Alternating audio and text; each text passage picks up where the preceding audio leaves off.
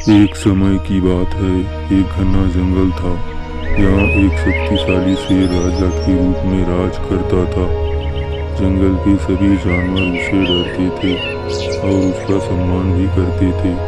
उसी जंगल में एक बैल भी रहता था, जो मेहनती और ईमानदार था। एक दिन बैल भोजन की तलाश में जंगल के किनारे चला गया। वहां उसे हरी भरी घास मिली और उसने वहीं रहना शुरू कर दिया।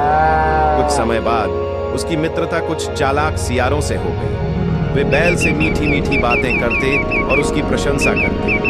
धीरे धीरे बैल के मन में अहंकार आ गया और उसने सोचा कि वह भी शेर के समान शक्तिशाली है। सियारों ने बैल के कान भर दिए। तुम इतने बलवान हो, फिर भी शेर से डरते हो, तुम्हें राजा होना चाहिए।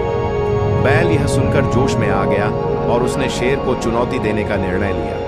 बैल सीधा शेर के पास पहुंचा और कहा, अब मैं इस जंगल का राजा बनूंगा।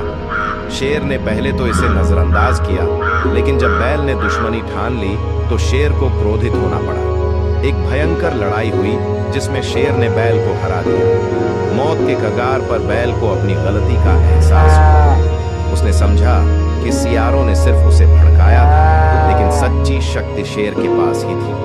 शिक्षा: कभी भी चापलूसों की बातों में आकर अहंकारी नहीं बनना चाहिए।